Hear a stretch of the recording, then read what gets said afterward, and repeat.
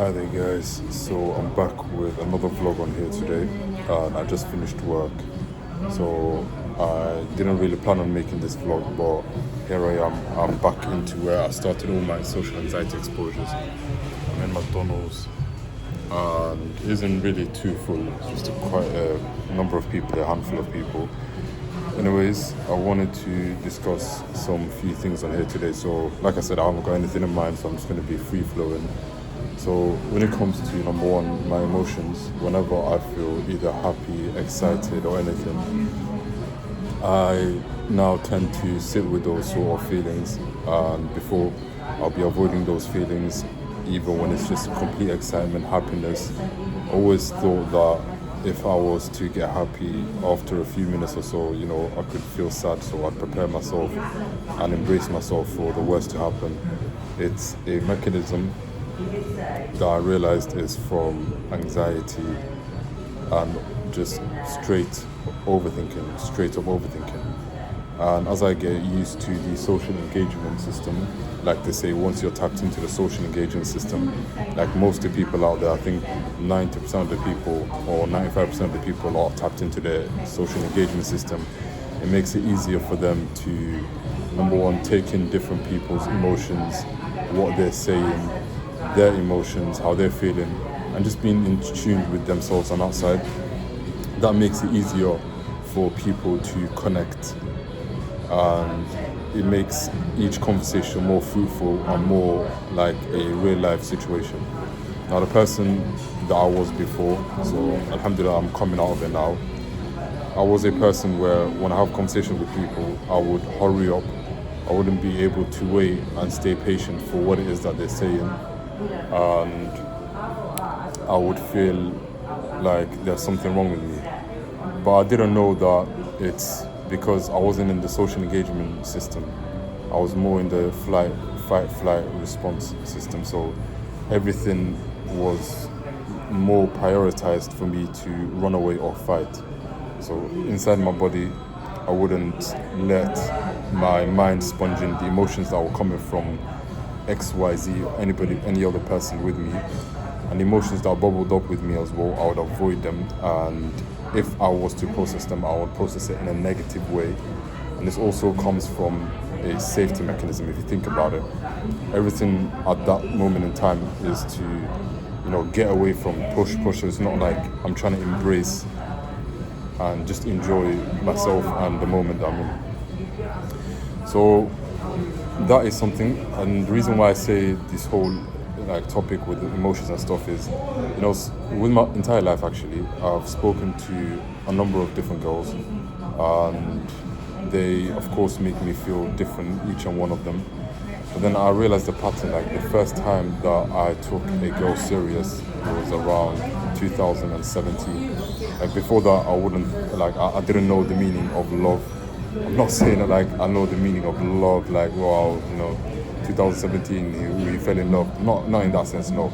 I mean as in, I think the first time where I might have caught feelings, and it made me basically do things that were a bit cringe to me before. Like I would wanna know oh, okay, she's going out this night, or is she gonna go with these girls? All right, they're gonna go to this shisha's place. They're gonna be guys over there, things like that. So I just started to be a bit more sort of protective, and I think that's natural. Like when you care about somebody, you become protective. If you don't really care about the person, why would you protect them?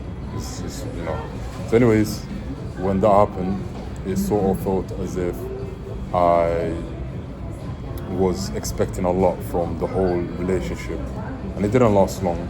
And it wasn't your like average relationship that you see on, for example, Disney or Hollywood, like two couples, things like that.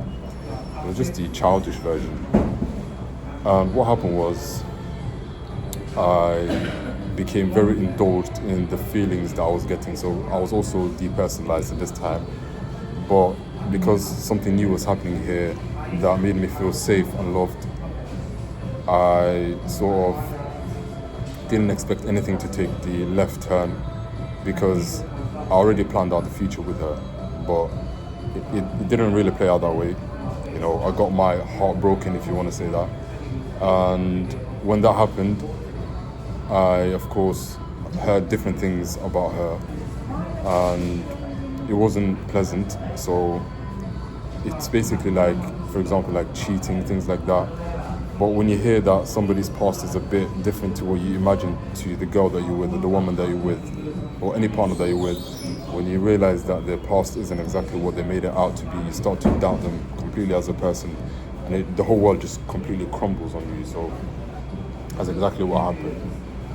So it took the left turn, and nice, thank you, bro.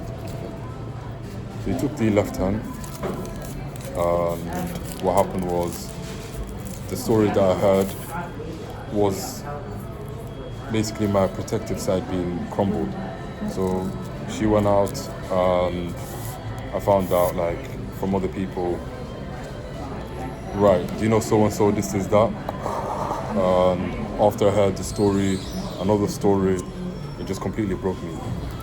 Anytime I hear any story like close to that, and people do, of course, they go out, they do the normal things. Humans are humans at the end of the day. Even myself, I'll be doing this.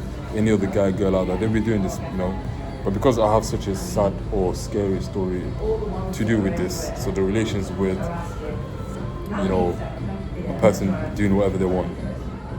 Now, whenever I talk to a girl, or even before, and they give me signs anywhere close to those times, and that girl specifically, it makes my heart feel a bit like painful, like, I've got a spear in my chest.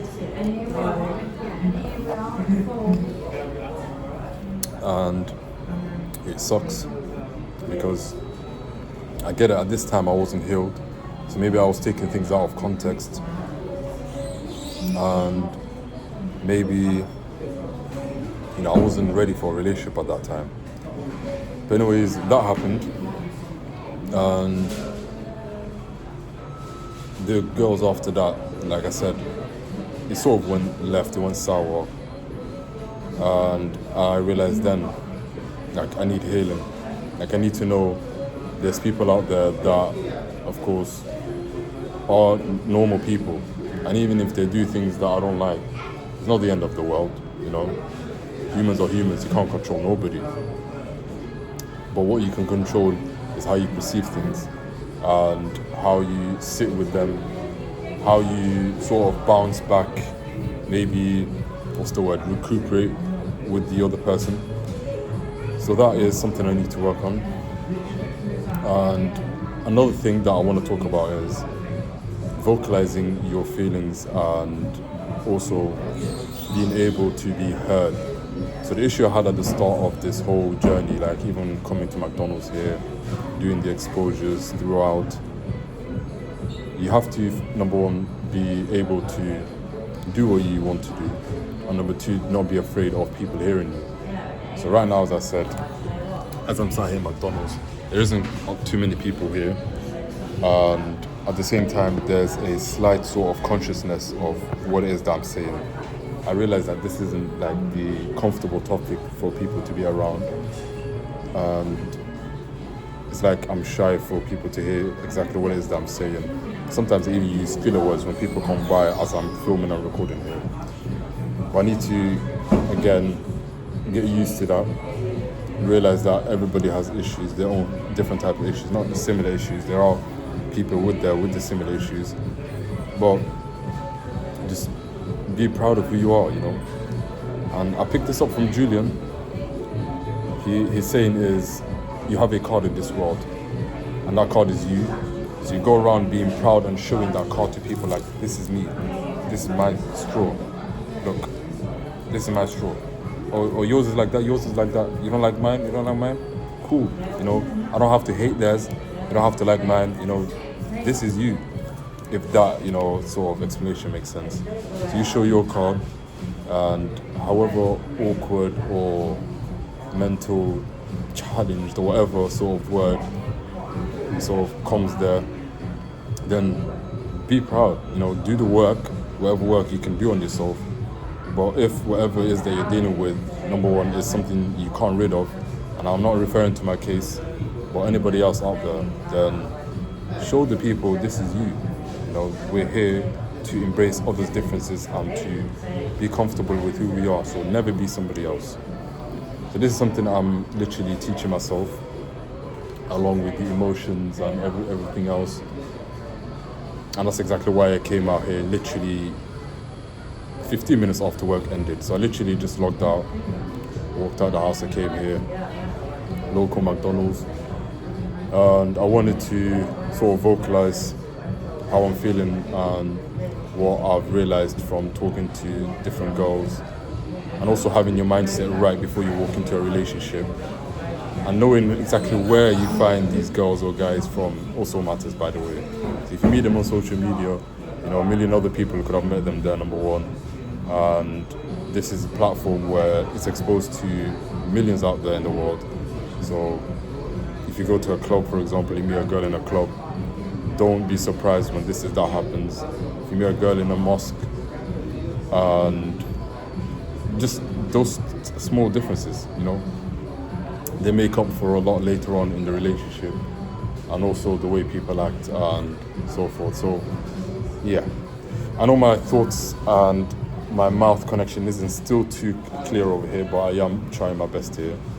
So that's it for today, and hopefully tomorrow I'll shoot another vlog, so maybe in a different location. But it just feels nice coming back to McDonald's where all my exposures started, and just being able to take it in. You know, it feels like a lap. Still not a victory lap, but just another lap here, just to reminisce. And if I'm right, the last time I came here was, I'd say 2 months ago, 3 months ago. Can you imagine? Like, there's a time I was coming here every 2 days, or every day actually. Every day for a good week, I remember coming here. I'm grateful, truly. But yeah, without any further ado, enjoy your evening, your morning, wherever you are in the world, and please share my videos and subscribe.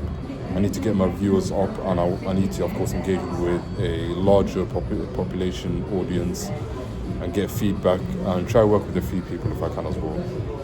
But yeah, take care guys, love, take it easy, and I'll see you next time.